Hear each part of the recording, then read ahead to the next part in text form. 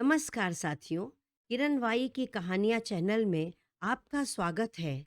अब तक आपने देखा कि कॉलेज के एनुअल फंक्शन में संकल्प राव और अंशुला यदुवंशी अचानक ही टकराए और एक दूसरे पर चिल्लाए भी। लेकिन ऐसा लगता है कि लड़कियों से दूर भागने वाले मिस्टर एरोगेंट के दिल पर एक कन्या ने दस्तक दे ही दी।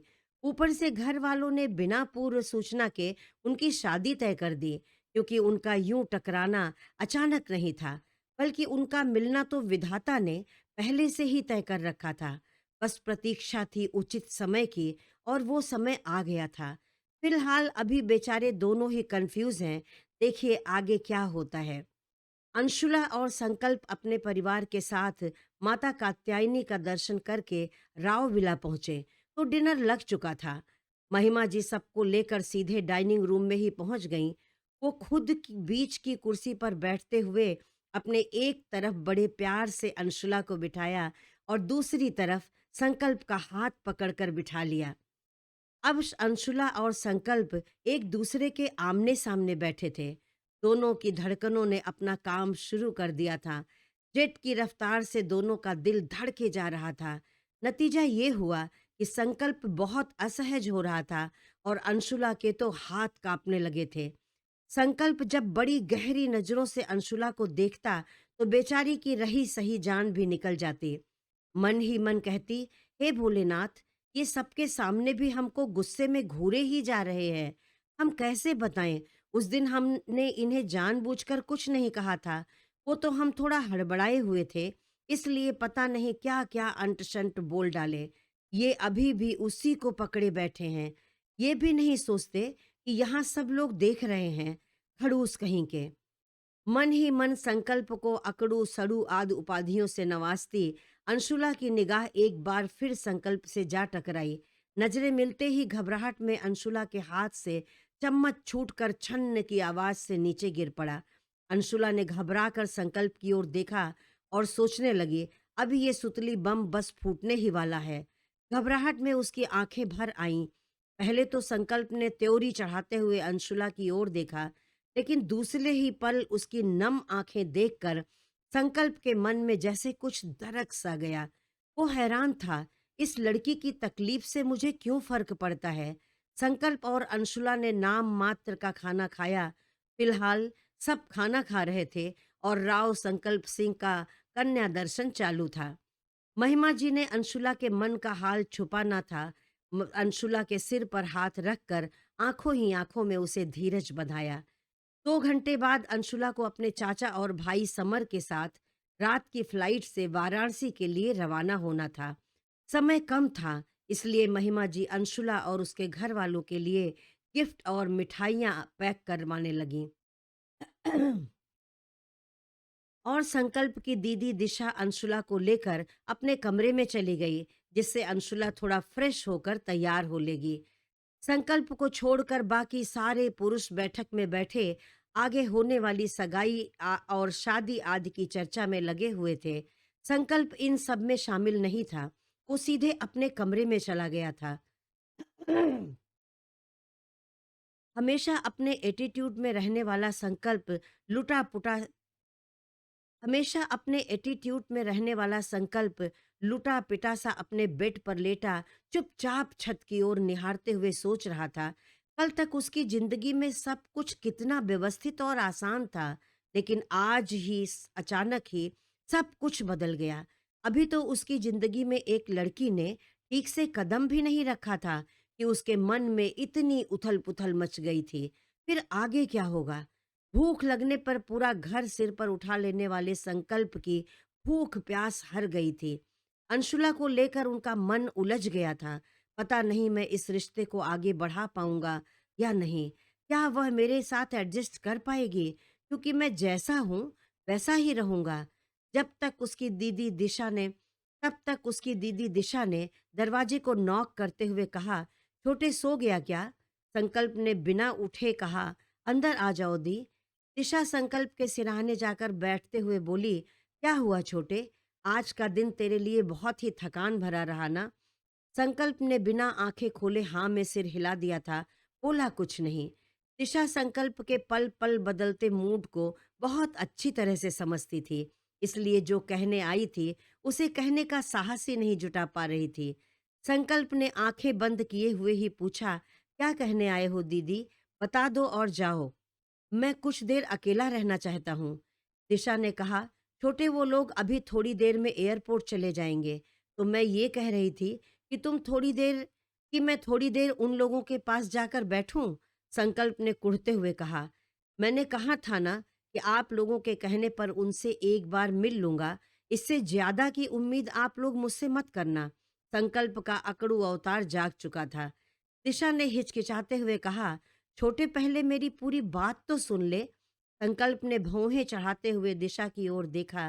दिशा कहने लगी, मैं कह रही थी कि तुम और अंशुला अब 10-12 दिन तक एक दूसरे से मिल नहीं पाओगे, लेकिन हम मिलना ही क्यों चाहेंगे दी?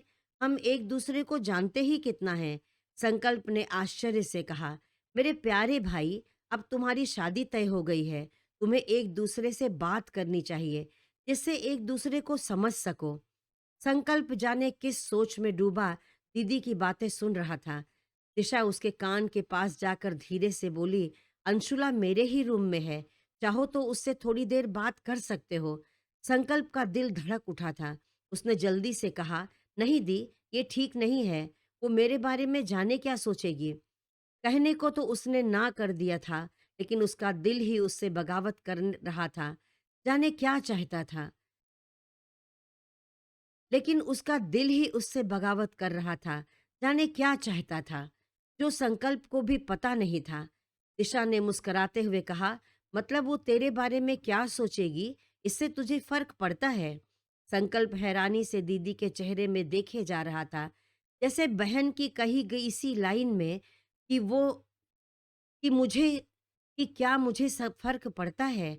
वह अंशुला को लेकर अपने मन में उमड़ रहे अनेकों सवाल के जवाब ढूंढ रहा हो। रिश्तों को कोई अहमियत ना देने वाले अपने एरोगेंट भाई के चेहरे पर अंशुला के नाम पर आई लाली को दिशा बखूबी समझ पा रही थी। आखिर उसका भाई उसके दिल के इतने करीब जो था। उसने कहा, बता ना भाई, कॉलेज में उससे तेरी मुलाकात कैसे हुई थी? प्लीज छोटे बताना। संकल्प ने कॉलेज की लॉबी में अंशुला से टकराने से लेकर ऑडिटोरियम तक की सारी बात बता दी। दिशा हंसते हुए बोली, बड़ी होशियार लड़की है, तुझे तो एक पल में ही पहचान गई, और सिर्फ पहचान ही नहीं गई, बता भी दिया कि तू कौन है। संकल्प गुस्से में एक भौं चढ़ाते हुए बोला, आपका मतलब क्या है दी? मैं अकड़ू हूं? दिशा ने कहा, मैं थोड़े ही कह रही हूं, और मुंह दबाकर हंसने लगी। फिर भाई के सिर पर लाड़ से हाथ रखते हुए कहा, तू उसको पसंद तो करता है ना? संकल्प असमंजस में पड़ गया था और बड़ी मासूमियत से बोला, ऐसे किसी को जाने बिना कैसे पसंद कर सकते हैं दी? दिशा ने मुस्कुराते हुए कहा, ज्यादा दिमाग पर जोर ना दे छोटे, कुछ रिश्ते दिमाग से नहीं, दिल से समझे जाते हैं। उसको भी दिल से ही समझो, सब समझ जाओगे। अच्छा ठीक है, अब तुम आराम करो, मैं जाती हूँ। अंशुला अकेली है, कहकर वो जाने लगी। संकल्प ने कहा, दी वो लोग जाने लगे तो मुझे मत बुलाना, मैं नहीं आऊँगा, प्लीज़ सँभाल लेना। दिशा उसके सिर पर थपकी लगाते हुए बोली, मेरे अकड़ू भाई, तेरा कुछ नहीं हो सकता। थोड़ी देर बाद रतन सिंह और महिमा जी दोनों स्वयं अंशुला को छोड़ने एयरपोर्ट जा रहे थे। रतन जी ने इशारे से संकल्प के बारे में पूछा, तो महिमा जी ने भी आंख के इशारे से शांत रहने को कहा। इधर अपने कमरे में टहल रहे संकल्प का मन बहुत बेचैन था। जब दोनों गाड़ियां राव बिला के गेट से बाहर निकलने लगीं, तो कार की आवाज सुनकर उसके कदम खुद ब खुद आगे बढ़ने लगे। संकल्प अपने कमरे की खिड़की पर आ खड़ा हुआ। उसकी नजर सामने की गाड़ी में बैठी अंशुला पर जा पड़ी। इधर गाड़ी के गेट से बाहर निकलते ही अंशुला की नजरें भी अचानक ऊपर बालकनी से होते हुए खिड़की पर खड़े संकल्प की नजरों से जा टकराई। अंशुला का दिल धक से हो गया था। उसने घबरा कर नजरें नीची कर ली थीं, लेकिन संकल्प तो जहां तक गाड़ी नजर आई उसे देखता रहा। अंशुला के अलावा कोई और था जिसने ऊपर खिड़की पर खड़े संकल्प की बेचैन नजरों को पढ़ लिया था और मन ही मन मुस्करा उठा था। अंशुला के भैया समर यदुवंशी। अंशुला की बेचैनी भी कम होने का नाम ही नहीं ले रही थी। उसको ही देखती संकल्प की एक जोड़ी गहरी आंखें उसके दिलो दिमाग पर छप गई थीं, जिन्हें वो एक पल के लिए भी भूल नहीं पा रही थी।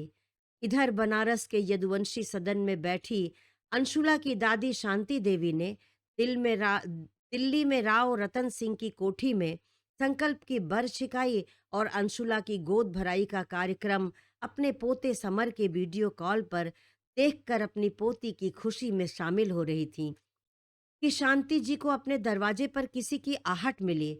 उन्हें समझते देर न लगी कि कौन है। उनकी छोटी बहू चंचला उनके कमरे के बाहर खड़ी अपनी सास के ऊपर पूरी नजर रखे हुई थी।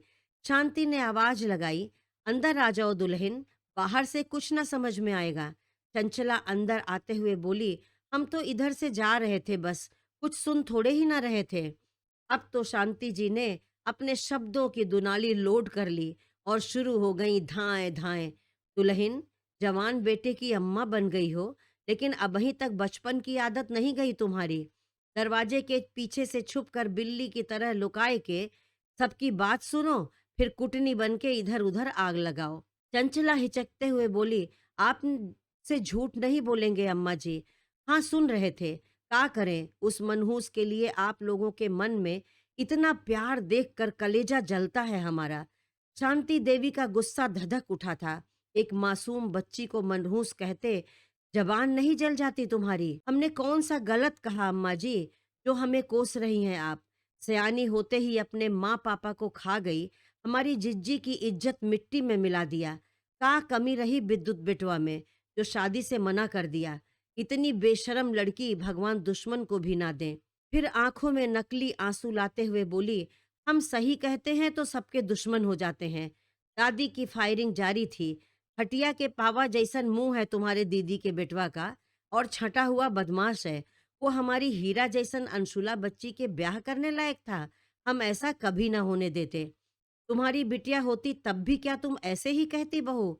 और इतना ही दिलीप कुमार है तुम्हारी दीदी का बेटवा विद्युत, तो उसके लिए कोई मधुबाला काहे नहीं ले आती? चंचला जाते जाते बड़बड़ाती जा रही थी। हम तो इनकी भलाई के लिए कहते हैं, फिर भी हमारी बात जहर लगती है। राम जाने कैसे कैसे लोग पड़े हैं दुनिया में। बाहर कार का हॉर्न सुनाई दिया तो दादी के मन से सारी कड़वाहट झट से गायब हो गई। चहक कर बोली, आ गई हमारी चिड़ैया, और जल्दी से दरवाजे की ओर बढ़ गईं। कार से उतरते ही अंशुला दौड़कर दादी से लिपट गई। अब तक जो आंसुओं का बेग पलकों में कैद करके रखा था, वो बांध तोड़कर बह चले थे। अंशुला दादी की गोद में छुपी बेतहाशा रोए जा रही थी। दादी ने अपने आंसू पोंछते हुए कहा, बस कर रानी, पिछले 3 सालों में तुमने जितने आंसू बहाए हैं ना, भोलेनाथ सबका हिसाब लेंगे। इससे ज्यादा आंसू उनकी जिंदगी में भर देंगे। बस अब पोंछ दे इन्हें बेटा। अंशुला अब भी धीरे धीरे सुबक रही थी। दादी उसके माथे पर अपनी ममता लुटाती रहीं और थोड़ी देर में दादी की गोद में ही सिर रखकर वो सो गई। उसके मासूम चेहरे को देखकर शांति देवी मन ही मन प्रार्थना करने लगी, इस नन्ही सी जान ने इतनी सी उम्र में अपने नाजुक दिल पर कितने दुख दर्द सहे, कितने ताने सहे। हे भोलेनाथ, अब मेरी रानी की जिंदगी से सारे दुख दूर करो प्रभु। और वह 23 वर्ष पहले उस समय की याद में खो गईं, जब उनका भरा पूरा परिवार बड़े ठाट बाट से इलाके में मशहूर यदुवंशी सदन में रहता था। शांति देवी के बड़े बेटे आनंद किशोर के विवाह के लिए बहुत सारे रिश्ते आए थे, लेकिन उनको कोई लड़की पसंद नहीं आई। इसलिए शांति देवी ने मन मार कर छोटे बेटे कमल किशोर का विवाह कर दिया। एक ही वर्ष में कमल किशोर की पत्नी चंचला ने एक पुत्र को जन्म दिया। कोठी में बच्चे की किलकारियां गूंज उठीं, लेकिन शांति देवी जब तक अपने बड़े बेटे आनंद किशोर का घर न बसा लें, तब तक उन्हें कहाँ चैन की नींद आने वाली थी। एक दिन चंचला की बहन रश्मि अपनी एक सहेली आरती को लेकर यदुवंशी सदन आई थी। वैसे तो रश्मि यदुवंशी सदन बहुत कम आती थी, क्योंकि शांति देवी को वो फूटी आंख भी नहीं सुहाती थी। लेकिन रश्मि के साथ आई उसकी सहेली आरती ने जब शांति जी का पैर छुआ, तो उसके सिर पर हाथ रखते हुए बोली, कहाँ से हो बिटिया? आरती बोली, अम्मा जी बनारस से ही हैं। खूबसूरत और सीधी-सादी आरती के रूप, रंग और व्यवहार पर वो पूरी तरह से मुग्ध थीं। आरती उन्हें बहुत पसंद आई थी। उसको देखकर शांति देवी के मन में एक आस जागी। उन्होंने अपने बेटे आनंद किशोर को बुलाकर लगे हाथ आरती से मिलवा दिया। संयोग ही था कि आनंद किशोर जी को भी आरती पसंद आ गई थी। तुरंत उसके माता पिता को संदेश भेज दिया कि बेटी का रिश्ता लेकर वो यदुवंशी सदन आ जाएं। बड़े खानदान से रिश्ता आया था तो कौन मना करेगा भला। चट मंगनी और पट ब्याह की तर्ज पर आनंद किशोर और आरती विवाह के बंधन में बंध गए। रश्मि आरती की पक्की सहेली थी। धीरे धीरे दोनों परिवारों में दोस्ती का रिश्ता गहरा होता गया। आनंद किशोर दिल के बहुत ही नेक और सरल थे। किसी पर भरोसा कर ले तो उसके लिए सब कुछ लुटाने को तैयार हो जाते थे। उनके इसी स्वभाव का फायदा शातिर दिमाग राकेश ने उठाया और एक नई कंपनी में आनंद किशोर जी का पार्टनर बन गया। आनंद किशोर जी उस पर आंख मूंद कर भरोसा करते थे और आरती तो सरल ही थी, वह पूरी तरह से रश्मि के सिकंजे में थी। एक दिन दोनों सहेलियां बैठकर बातें कर रही थीं, तो आरती ने रश्मि के कान में धीरे से कहा, रश्मि, तुम बहुत जल्दी मौसी बनने वाली हो। रश्मि तो खुशी से चीख पड़ी थी। थोड़ी ही दूर पर एक आराम कुर्सी पर बैठी हुई दादी के कान खड़े हो गए थे। उन्होंने अपने माथे पर हाथ मारते हुए कहा, गई भैंस पानी में। तेरा भला हो दुल्हन, तुमको कितना चिताया था कि अभी दूसरा महीना लगा है, कच्ची कोख का कौनो भरोसा नहीं। अभी यह बात किसी से ना कहना, लेकिन यह तो रह गई भोली की भोली, सही गलत की पहचान ही नहीं कर पाती। अब यह फुटही ढोल पूरे नगर में ढिढोरा पीटाएगी। रश्मि ने देख लिया कि माता जी का ध्यान हमारी बातों पर ही है, तो उसने धीरे से आरती के कान में कहा, आरती, हम तुमसे एक वादा लेना चाहते हैं। आरती ने हंसकर उसकी हथेली अपनी हथेली में पकड़ ली। अगर तुमने बिटिया को जन्म दिया तो बड़ी होने के बाद हम उसे अपनी बहू बनाएंगे। आरती ने हंसकर उसकी बात को स्वीकार कर लिया, क्योंकि वह रश्मि से बहुत प्यार करती थी और रश्मि का 2 साल का सुंदर सा बेटा विद्युत भी उसे बहुत पसंद था। रश्मि बोली, वादा करो, कुछ भी हो जाए अपना वादा नहीं भूलोगी। आरती ने मुस्कुराते हुए अपनी सहेली को वचन दे दिया। कहते हैं कि कभी कभी किसी के जबान पर सरस्वती विराजमान होती हैं, उसकी कही बात सच हो जाती है। बस ऐसे ही समय पर रश्मि की कही बात सच हो गई और आरती ने एक बहुत ही सुंदर बेटी को जन्म दिया। बसंत की खिली धूप की तरह बच्ची के दमकते हुए रंग रूप को देखकर ही उसकी दादी ने उसका नाम रखा था अंशुला। पूरे परिवार की लाडली अंशुला गौरैया की तरह पूरे यदुवंशी सदन में खुदकती रहती। बातें तो ऐसी करती कि सबका मन मोह लेती। बड़ी हो रही अंशुला अपनी माँ को पूरी कोठी में इधर से उधर दौड़ाती फिरती। आरती झूठी नाराजगी से कहती, लड़कियां ऐसे घोड़े की तरह भागते हुए नहीं चलती अंशु। वह माँ का हाथ पकड़कर उन्हें गोल गोल घुमाते हुए कहती, माँ तुम चलकर बताओ ना प्लीज, बताओ ना माँ, लड़कियां कैसे चलती हैं।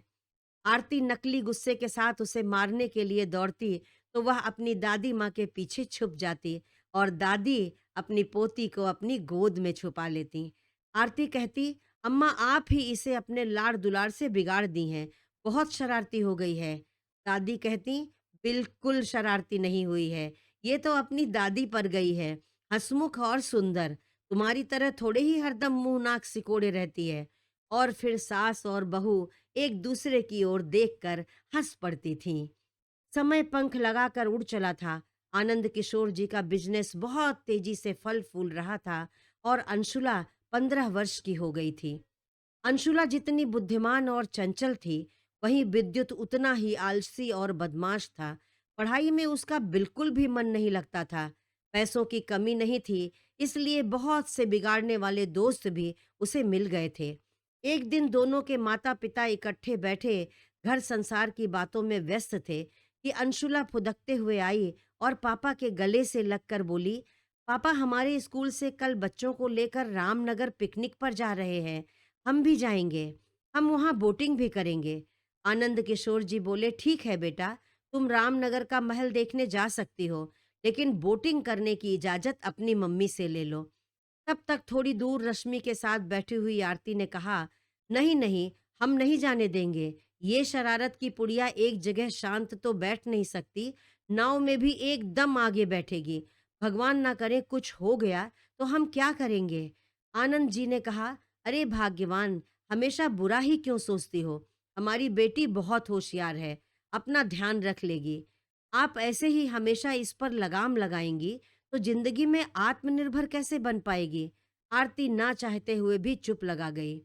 अंशुला ने थैंक यू पापा कहकर पापा को एक जादू की झप्पी दी और खिलखिलाते हुए चली गई। राकेश ने कहा, आनंद किशोर जी, आप अपनी बिटिया को बहुत प्यार करते हैं। आनंद किशोर जी बोले, अपनी जान से भी ज्यादा। मेरी बेटी मेरी जिंदगी है और मेरा गुरूर भी। राकेश ने कहा, बेटी तो पराया धन होती है, एक दिन दूसरे के घर चली जाएगी। बेटी से इतना भी दिल मत लगाइए, वरना उसके बिना जी नहीं पाएंगे। आनंद किशोर जी भावुक होते हुए बोले, इसीलिए तो हम अपनी बेटी का ब्याह उससे करेंगे जो घर जमाई बनकर हमारे साथ रहेगा, वरना हम अपनी बेटी का ब्याह ही नहीं करेंगे। आरती बोली, आप तो कुछ भी कहते हैं जी। बेटी को कौन अपने घर बिठा कर रखता है? सबको अपनी बेटी ब्याहनी पड़ती है। और कहते कहते उनकी आंखें भी भीग गई थीं। आनंद जी बोले, ठीक है, जो लड़का मेरी बेटी के योग्य होगा और हमारा घर जमाई बनकर रहेगा, उसी को हम अपनी बच्चिया का ब्याह करेंगे, लेकिन उसको अपने से दूर नहीं जाने देंगे। तब तक रश्मि आरती की ओर खिसक आई थी और उसके कान में धीरे से बोली, आरती, अपना वादा भूल गई बहन। आरती चौंक कर आश्चर्य से बोली, कौन सा वादा रश्मि? रश्मि ने कहा, अंशुला को मेरी बहू बनाने का वादा। और आंख में नकली आंसू भरते हुए कहने लगी, हमें छोटा समझकर वादा तोड़ रही हो बहन। आरती ठहरी बेचारी सीधी साधी रश्मि के आंसू देखकर भावुक होकर कहने लगी, बिल्कुल नहीं भूले हैं बहन, हमारी अंशुला तुम्हारी ही बहू बनेगी। हम आज भी अपने वादे पर अडिग हैं। आरती की कही अंतिम लाइन राकेश ने सुन ली थी और बोला, कौन सा वचन आपने दिया था भाभी जी? रश्मि ने खुश होते हुए जल्दी से अपने और आरती के बीच हुए अंशुला को अपनी बहू बनाने के वादे की बात सबको बताई। इतनी बड़ी बात सुनते ही राकेश की तो बाँछें खिल गई। वह रश्मि की तारीफ में कसीदे पढ़ते हुए सोच रहा था, वाह पत्नी जी, आप तो मेरी भी उस्ताद निकली। मैं तो हाथ में पासा लिए अगली चाल सोच ही रहा था कि आपने इतनी दूर की गेट गोटी भी खेल डाली। लेकिन रश्मि की बात सुनकर रतन सिंह जी एकदम से सकपका गए थे। उनकी समझ में नहीं आ रहा था कि क्या कहें। आरती अपने पति की दुविधा को अच्छी तरह से पढ़ पा रही थी। ये सोचकर परेशान थी, अगर रतन सिंह जी नहीं माने तो वह अपनी सहेली को क्या मुंह दिखाएगी। अंशुला की दादी शांति देवी इतनी देर से अपने मन में उमड़ रहे गुबार को दबाए बैठी थीं, अचानक से फट पड़ी। क्यों दुल्हन, तुम्हारी इतनी समझ भी नहीं है कि अजन्मे बच्चे का ब्याह तय कर दिया? और अगर हमारी होशियार बचिया बैरिस्टर बन गई और इनके बुद्धू राम पतंग ही उड़ाते रह गए, तब भी ब्याह होगी हमारी बचिया को उससे? दादी की फायरिंग चालू थी और दागे जा रही थी ले दनादन। रश्मि और राजेश का मुंह भक से उड़ गया था। वो तो गाहे बगाहे अक्सर ही दादी की दुनाली के निशाने पर होते थे, फिर आज तो बात उनकी जान से प्यारी बिटिया की थी। उनका उड़ा रंग देखकर दादी मगन हो रही थी। अपनी और अपने बेटे की चाल चलन नहीं देखते, चले आए हमारी हीरे जैसी बिटिया से रिश्ता जोड़ने। रतन सिंह जी ने एक लंबी सांस खींचकर शांत चेहरे से मुस्कुराते हुए कहा, अभी तो हमारी बच्चिया बहुत छोटी है, अभी पढ़ लिख कर उसको बहुत कुछ बनना है। जब बड़ी हो जाएगी तो जैसा वो चाहेगी अपनी जिंदगी का फैसला लेगी। रश्मि ने रोनी सूरत बना ली थी और राकेश का चेहरा उतर गया था, लेकिन उन्होंने अपने मन के भाव को मुंह पर नहीं आने दिया, क्योंकि रतन सिंह जी से अपना रिश्ता भी तो नहीं बिगाड़ सकते थे। उनके जाते ही रतन सिंह जी का गुस्सा सातवें आसमान पर था। आरती को आवाज देकर कहा, आप इधर आइए हमारे सामने। आरती सहमते हुए उनके सामने खड़ी थी। रतन सिंह जी बोले, इतनी बड़ी नादानी आप कैसे कर सकती हैं? बेटी के ब्याह का फैसला आपको गुड्डे गुड़ियों का खेल लगता है, जो उसके जन्म से पहले ही आपने अपनी सहेली के बेटे के साथ तय कर दिया। हमें तो विश्वास ही नहीं हो रहा है कि अभी जो कुछ भी हमने सुना वो सब सच है। रतन सिंह जी बोले, इतनी बड़ी नादानी आप कैसे कर सकती हैं? आपने हमसे चर्चा करना भी ज़रूरी नहीं समझा। आरती के आँसुओं की धार उसके पैरों के पास ज़मीन पर भिगो रही थी। आनंद किशोर जी ने कभी अपनी फूल सी पत्नी से ऊँची आवाज़ में बात नहीं की थी। हमेशा अपने दिल में सजाया था, पर आज आरती ने बहुत बड़ी नादानी कर दी थी। फिर भी आरती के आंसू देखकर पसीज गए बेचारे। आखिर कौन सा ऐसा पुरुष होगा जिसने पत्नी के आंसुओं के आगे घुटने न टेक दिए हों। आरती सुबकते हुए पति के कंधे पर सिर रखे अपना तर्क दे रही थी। सच कहते हैं जी, हम बिल्कुल भूल गए थे। लेकिन रश्मि तो तब से आस लगाई बैठी थी। वैसे हम दिल से चाहते हैं हमारी बिटिया का ब्याह विद्युत से ही हो जाए। यही रहेगी जिंदगी भर हमारी आंखों के सामने। आप भी तो यही चाहते हैं ना? फिर काहे हिचकते हैं? इतनी दौलत है हमारे पास, सब बच्चों का ही तो है। विद्युत नहीं पढ़ा तो क्या फर्क पड़ता है? रश्मि ने तो कितने अरमान पाले हैं अपने दिल में। ये रिश्ता ना हुआ तो सब टूट जाएंगे, हमारी बचपन की दोस्ती भी। और वह जोर जोर से सिसकने लगी। आज तक कोई जीत पाया है पत्नी के तर्क के आगे? तो बेचारे आनंद जी ही कैसे जीत पाते। अंततः उनकी रिश्तेदारी पर मुहर लगा दी गई। कहते हैं ना कि विनाश काले विपरीत बुद्धि। बस आज काल ने आरती की बुद्धि हर ली थी। राजेश और रश्मि के हाथों मानो कुबेर का खजाना लग गया था। आखिर पूरा यदुवंशी अंपायर उनके बेटे का होने वाला था। रश्मि ने कहा, क्यों ना विद्युत की बर छिकाई की रस्म करा ली जाए, फिर कभी ये अपनी बात से पीछे ना हटेंगे। यदुवंशी भले जान दे देंगे, लेकिन अपनी मान मर्यादा से समझौता नहीं करेंगे। दादी चारों धाम की यात्रा पर थीं। आरती को लगा कि यही उचित समय है, और एक दिन घर में जोर शोर से तैयारी चल रही थी। बहुत सारे फल मेवे और मिठाइयों की टोकरियां बनकर आ गई थीं। कपड़ों के पैकेट सजा कर रखे गए थे। बड़े बड़े थालों में नोटों की गड्डियां सजा कर रखी गई थीं। अंशुला का परीक्षा हो गया। अंशुला पढ़ाई में मगन थी और विद्युत बदमाशियों में।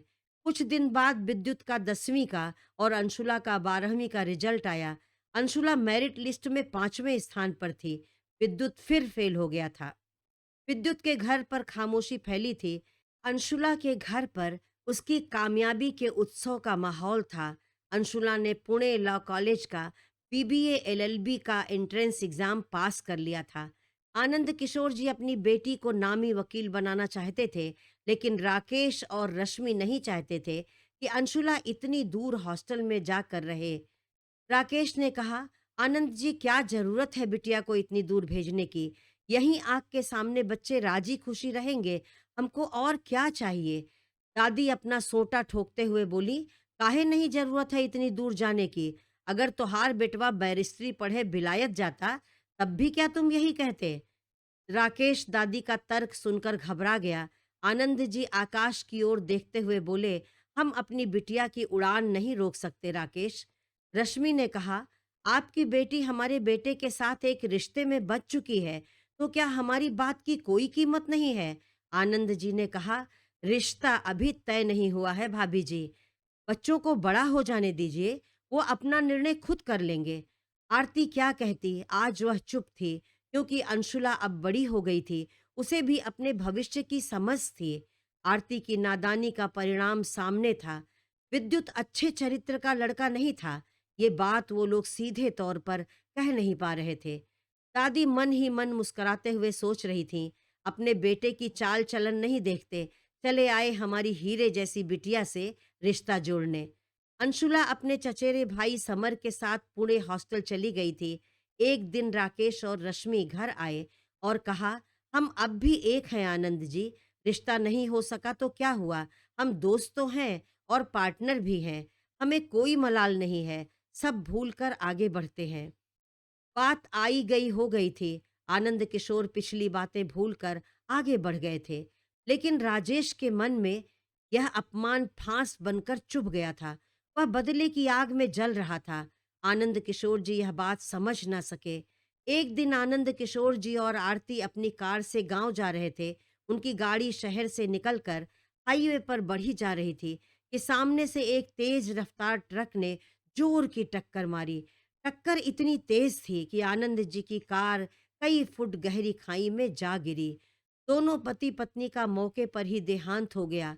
रोती कलपती अंशुला अपनी दादी के आंचल में समा गई थी। अब यही आंचल उसके दर्द का सहारा था। तब तक कमल किशोर कमरे में आकर माँ का पैर छूते हुए बोले, माँ कहाँ खो गई हो? अपने बेटे का आना भी नहीं जान पाई। शांति देवी मानो गहरी नींद से जगी हो, अंशुला को प्यार से देखा और अपनी आंखें पोंछते हुए एक आह भरकर कहा, कुछ दर्द कलेजे में छुपा कर रखे हैं, उन्हीं को सहेज रहे थे बेटा। कमल किशोर ने माँ को गले से लगा लिया। दादी माँ ने कहा, कमल, एक हफ्ते में अंशुला की सगाई करना चाहते हैं। अब हम कोई खतरा मोल नहीं लेना चाहते। कमल जी ने कहा, आप परेशान ना हो माँ, हम कल ही राव साहब से बात करेंगे। अब आप सो जाइए, बहुत रात हो गई है। माँ और भतीजी को चादर उड़ाकर वो अपने कमरे में चले आए। अगली सुबह राव बिला में रतन सिंह और महिमा अपनी लॉन में बैठे चाय पी रहे थे कि उनका मोबाइल रिंग करने लगा था। स्क्रीन पर कमल किशोर का नंबर देखकर वो चौंक गए। इतनी सुबह, सब ठीक तो है ना? फोन उठाते ही कह पड़े थे, सब ठीक है भाई। कहकर कमल किशोर ने बात आगे बढ़ाते हुए कहा, माता जी चाहती हैं कि बच्चों की अभी छुट्टियां चल रही हैं, तो क्यों ना सगाई की रस्म कर ली जाए। आनंद जी, आप माताजी की चिंता तो जानते ही हैं, आपसे कुछ नहीं छुपा है। आनंद जी खुश होकर बोले, आपने तो मेरे मुंह की बात छीन ली, मैं तो पहले से ही यही चाहता था। आप पंडित जी से मुहूर्त निकलवा कर आज ही मुझे बता दीजिए। हाँ, एक जरूरी बात और है, सगाई मेरे ही घर पर होगी। कमल किशोर जी के दिल से मानो बहुत बड़ा बोझ उतर गया था। रतन सिंह ने एक पल में उनकी सारी चिंता दूर कर दी थी। वह शांति देवी को यह शुभ सूचना देने दौड़ पड़े थे। इधर महिमा जी ने सारी बात सुन ली थी। वो तो अंशुला से इतनी जल्दी मिल पाने की खुशी में निहाल हुई जा रही थी। लेकिन अब सबसे विकट समस्या थी, उनके अकड़ू बेटे को कौन मनाएगा। पापा ने एक बार फिर बेटे की को तुरंत मिलने की सूचना भेज दी थी। साथ ही महिमा को भी आश्वस्त कर दिया था, मैं सब संभाल लूंगा। थोड़ी देर बाद संकल्प अपने लोअर की पॉकेट में हाथ डाले बड़े अच्छे मूड में चला आ रहा था। महिमा जी ने मन ही मन कहा, हे माता रानी, मेरे लाट साहब का दिमाग बस ऐसे ही शांत रखना। पापा ने संकल्प को इतनी सुबह बुलाने का कारण बताया तो एक पल में ही अकड़ू महाराज अपनी अकड़ की दुकान खोलकर बैठ गए। भौहें चढ़ाकर एक तिरछी नजर माँ की ओर देखा, जैसे सब किया धरा उन्हीं का है। माँ बड़ी मासूमियत से बेटे से आंखों में ही अनुनय कर रही थी। पापा मुस्कुराते हुए माँ बेटे की मौन वार्ता देख रहे थे। फिर गंभीर होते हुए बोले, बेटा, अंशुला की पिछली जिंदगी के बारे में तुम सब कुछ जानते हो, इसलिए वो लोग जल्दी सगाई करना चाहते हैं। संकल्प ने सपने में भी नहीं सोचा था सुबह सुबह उनके साथ ये घटना घटने वाली है। अभी तो वो कल की ही उथल पुथल से उबर नहीं पाया था और आज ये नया पचड़ा शुरू हो गया। लेकिन पापा भी तो संकल्प के बाप थे, अपने दांव पेच से बेटे को मना ही लिया। 2 दिन बाद राव विला में सजावट शुरू हो गई थी। आज उनके लाडले बेटे की सगाई थी। यदुवंशीज के कहने पर भले फंक्शन छोटा था, पर ठाट बाट पूरा था। सामने लॉन में एक छोटा सा पंडाल लगा दिया गया था, जो सुंदर फूलों से बड़ी सादगी और सलीके से सजाया गया था। सगाई में अंशुला के चाचा चाची, भाई समर और संकल्प के बुआ फूफा, दीदी के ससुराल वाले, बस यही लोग शामिल थे। शाम होते ही अंशुला अपने परिवार के साथ आ गई। कार से उतरते ही महिमा जी ने उसे गले से लगाकर कहा, 2 दिन में ही तुझे देखने को मन तरस गया था बेटा। अंशुला आज रानी कलर की साड़ी और मैचिंग ज्वेलरी में किसी अप्सरा जैसी लग रही थी। उसे दिशा अपने साथ लेकर अपने रूम में जाने लगी। वह ऊपर के फ्लोर में पहुंची ही थी कि नीचे से उसकी सासू माँ उसे बुलाने लगी। दिशा ने कहा, अंशु, लेफ्ट में लास्ट वाला रूम मेरा है, तुम चली जाओगी ना लाडो? मैं बस अभी आती हूँ। अंशुला ने जल्दी में हाँ तो कह दिया था, पर दिशा के जाते ही घबरा गई। हे भोलेनाथ, कहीं वह लॉर्ड गवर्नर ना टकरा जाएं। अब हम कहाँ जाएं? इसी हड़बड़ी में वो उल्टी दिशा में मुड़कर जल्दी जल्दी चलने लगी।